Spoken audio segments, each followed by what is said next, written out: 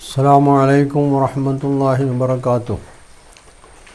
الحمد لله والصلاة والسلام على رسول الله وعلى آله وصحبه الفائزين برضا الله أما بعد. പ്രിയ സഹോദരങ്ങളെ, ജബ്ബാർ മാഷെ അലോസരപ്പെടുത്തുന്ന ഒരു സംഗതിയുണ്ട്. സത്യവിശ്വാസികൾ നബി സല്ലല്ലാഹു അലൈഹി വസല്ലമക്ക് സലാത്ത് ചൊല്ലുന്നു എന്നതാണ് അത്. മൂപ്പരുടെ കമൻ്റ് മുഹമ്മദ് അള്ളാഹുവിൻ്റെ മേലെ ആധിപത്യം ചെലുത്തി, മുഹമ്മദിനെ അള്ളാഹു പ്രകീർത്തിക്കുന്നിടത്ത് വരെ കൊണ്ടെത്തിച്ചു എന്നാണ്. ജബ്ബാർ മാഷെ സംബന്ധിച്ചിടത്തോളം ഇത് പറയുന്നതിൽ അത്ഭുതമൊന്നുമില്ല. കാരണം അയാളൊരു നാസ്തികനാണ്. യഥാർത്ഥത്തിൽ ഒരു സത്യവിശ്വാസിയെ സംബന്ധിച്ചിടത്തോളം അയാൾ ഇതെങ്ങനെ നോക്കിക്കാണുന്നു? ജബ്ബാർ മാഷ് പറയുന്നത് പോലെ അള്ളാഹുവിനെ നബി സല്ലല്ലാഹു അലൈഹി വസല്ലമ കടത്തിവെട്ടുകയും അള്ളാഹുവിൻ്റെ മേൽ ആധിപത്യം ചെലുത്തി അള്ളാഹുവിനോട് തന്നെ പ്രകീർത്തിക്കാൻ പറയുകയും ചെയ്തു എന്നതാണോ? ഇനി അതും പോകട്ടെ, ഈ സലാത്ത് എന്നത് നബി സല്ലല്ലാഹു അലൈഹി വസല്ലമയുടെ പേരിൽ മാത്രമാണോ അള്ളാഹു സലാത്ത് ചെയ്തുകൊണ്ടിരിക്കുന്നത്? സൂറത്ത് അഹ്സാബിലെ ഇന്നല്ലാഹ വ മലായികത്തുഹു യുസല്ലൂന അലൻ നബി യാ അയ്യുഹല്ലദീന ആമനു സല്ലു അലൈഹി വസല്ലിമു തസ്ലീമ എന്ന ആയത്താണ് നമ്മളെ മാഷക്ക് പിടിക്കാതെ പോയത്. സലാത്ത് എന്നതിൻ്റെ യഥാർത്ഥ ആശയം എന്താണ്? സലാത്തിന് ഭാഷയിൽ പ്രാർത്ഥന എന്നർത്ഥമുണ്ട്, കാരുണ്യം എന്നും അർത്ഥമുണ്ട്. ഇത് സൃഷ്ടികളോട് ചേർത്ത് പറയുമ്പോൾ അത് പ്രാർത്ഥനയും, അള്ളാഹുവിനോട് ചേർത്ത് പറയുമ്പോൾ ഇത് കാരുണ്യം ചൊരിയലുമാണ്. ഇത് ജബ്ബാർ മാഷിക്ക് മനസ്സിലാവണമെന്നില്ല. എന്നാൽ അങ്ങനെയാണ് ഇസ്ലാമിക സമൂഹം അത് മനസ്സിലാക്കിയിട്ടുള്ളത്. ഇത് പുതിയ ഒരു മനസ്സിലാക്കലുമല്ല. അറബികൾ അവരുടെ ഭാഷയിലാണല്ലോ ഈ ഖുർആൻ അവതരിച്ചിട്ടുള്ളത്. ഖുർആൻ അവതരിച്ചിരുന്ന കാലത്തെ മക്കയിലും മദീനയിലുമൊക്കെയുള്ള അറബി സാഹിത്യത്തിൽ അവഗാഹം നേടിയിട്ടുള്ള ആളുകൾ നബി സല്ലല്ലാഹു അലൈഹി വസല്ലമയോട് ഇതിനെപ്പറ്റി ഇങ്ങനെ ഒരു ചോദ്യം ചോദിച്ചിട്ടില്ല. എന്താ മുഹമ്മദേ, ഇപ്പോൾ അള്ളാനെയും കടത്തി വെട്ടി അള്ളാനെ നിൻ്റെ കീഴിലാക്കിയോ? കാരണം അറബികൾക്ക് പരിചിതമായിട്ടുള്ള ഒരു പ്രയോഗമാണ്, വാക്കാണ് സലാത്ത് എന്നത്. ഇവിടെ നബി സല്ലല്ലാഹു അലൈഹി വസല്ലമയ്ക്ക് സലാത്ത് ചൊല്ലുക, അതായത് മുസ്ലിങ്ങൾ സത്യവിശ്വാസികൾ നബി സല്ലല്ലാഹു അലൈഹി വസല്ലമയ്ക്ക് സലാത്ത് ചൊല്ലുക എന്ന് പറയുന്നതിന് താല്പര്യം എന്താണ്? വിശ്വാസികളുടെ നായകനാണ് മുഹമ്മദ് സല്ലല്ലാഹു അലൈഹി വസല്ലം.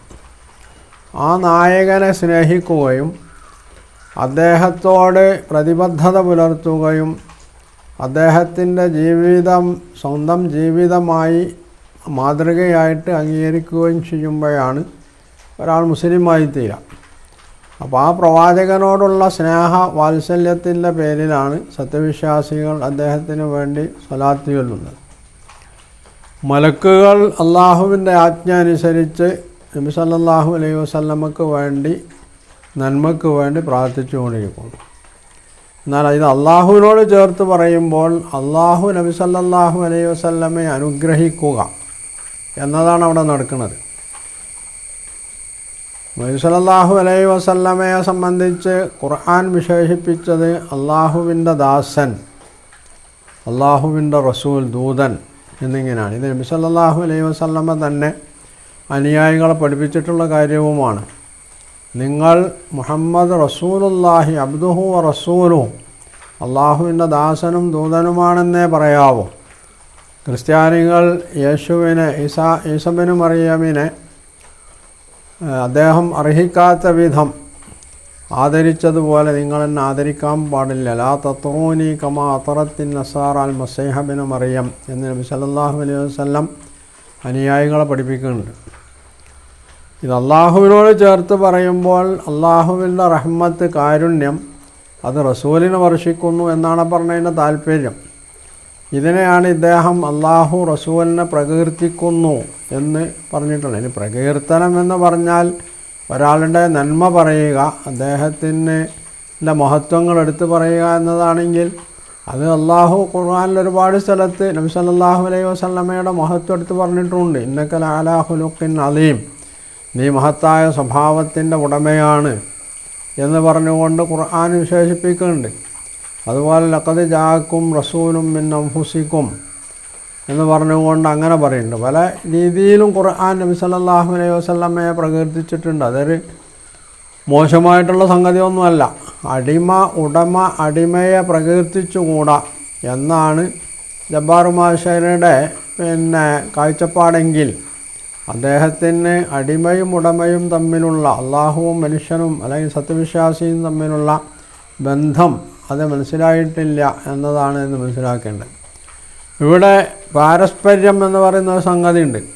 അള്ളാഹു മനുഷ്യനെ, അവൻ്റെ അടിമയെ, അവൻ്റെ ഇഷ്ടദാസനെ ഇഷ്ടപ്പെടുന്നു എന്നതുപോലെ ദാസൻ ഉടമയെ അള്ളാഹുവിനെയും ഇഷ്ടപ്പെടുന്നു.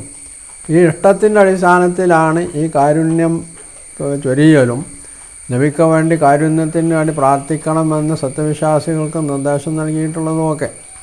ഇനി ഈ ഒരു കാരുണ്യം ചൊരിയൽ അത് നബി സല്ലല്ലാഹു അലൈഹി വസല്ലമക്ക് മാത്രമാണോ എങ്കിൽ പിന്നെ ജബ്ബാർ മാഷ് നബിയെ മാത്രമല്ല സത്യവിശ്വാസികളെ മുഴുവൻ അള്ളാഹുവിൻ്റെ മേലെ കൊണ്ടുപോക്കേണ്ടി വരും. ഇതേ സൂറയിൽ അള്ളാഹു പറയുന്നത് ഹുവല്ലദി യുസല്ലി അലൈക്കും വ മലായികത്തുഹു, സത്യവിശ്വാസികളെ വിളിച്ചുകൊണ്ട് പറയുന്നത് അള്ളാഹുവും അവൻ്റെ മലക്കുകളും നിങ്ങൾക്ക് വേണ്ടി അള്ളാഹു അനുഗ്രഹം ചൊരിയുന്നു, മലക്കുകൾ അനുഗ്രഹത്തിന് പ്രാർത്ഥിച്ചുകൊണ്ടിരിക്കുന്നു എന്ന് പറയുന്നുണ്ട്. അപ്പം സത്യവിശ്വാസികളെയും അദ്ദേഹം ഇതുപോലെ അള്ളാഹു പ്രകീർത്തിക്കുന്നുണ്ട്. അള്ളാഹുവിൻ്റെ മേലെ അവർ ആധിപത്യം ചെലുത്തി എന്നൊക്കെ പറയേണ്ടി വരും. എന്ന് പറഞ്ഞാൽ ഒരു കാര്യത്തെ വസ്തുനിഷ്ഠമായി അതിൻ്റെ എന്താണതിൻ്റെ യാഥാർത്ഥ്യമെന്ന് മനസ്സിലാക്കാൻ തയ്യാറില്ലാത്ത, എന്തും എങ്ങനെയും വളച്ചു കെട്ടി വികൃതമാക്കി അവതരിപ്പിക്കാൻ ഉദ്ദേശിക്കുന്ന ആളുകളുടെ ഈ സമനില തെറ്റിയ അവസ്ഥ, അതിൽ നിന്നാണ് ഇങ്ങനെയുള്ള പ്രയോഗങ്ങളും സമീപനങ്ങളൊക്കെ ഉണ്ടാകുന്നത്. അതാണ് ജബ്ബാർ മാഷെ പോലുള്ള നാസ്തികരുടെ ഏറ്റവും വലിയ പരാജയവും.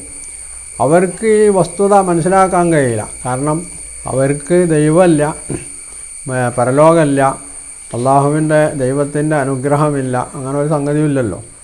അതുകൊണ്ട് അവർക്ക് തോന്നിയതുപോലെ പോകുന്നു, പറയുന്നു, ചെയ്യുന്നു എന്ന് മാത്രമേ ഉള്ളൂ.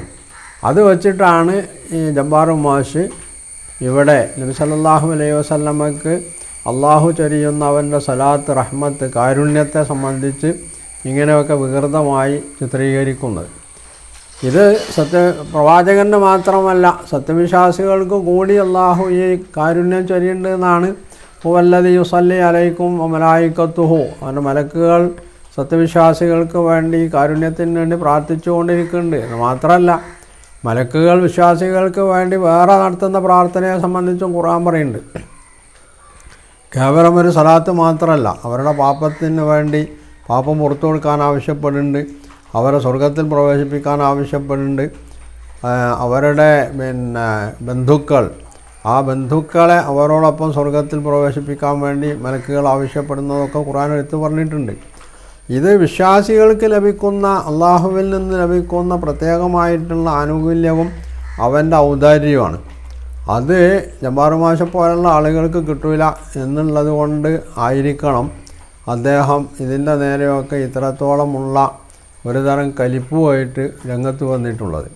എന്തായിരുന്നാലും ജബ്ബാർ മാഷ് വസ്തുതകളെ, ഖുർആൻ എന്താണ് പറഞ്ഞതെന്നുള്ളത് വസ്തുതകളായി മനസ്സിലാക്കാൻ ശ്രമിക്കുന്നതാവും നന്നാവുക എന്ന് മാത്രമാണ് അദ്ദേഹത്തോട് നമുക്ക് പറയാനുള്ളത്.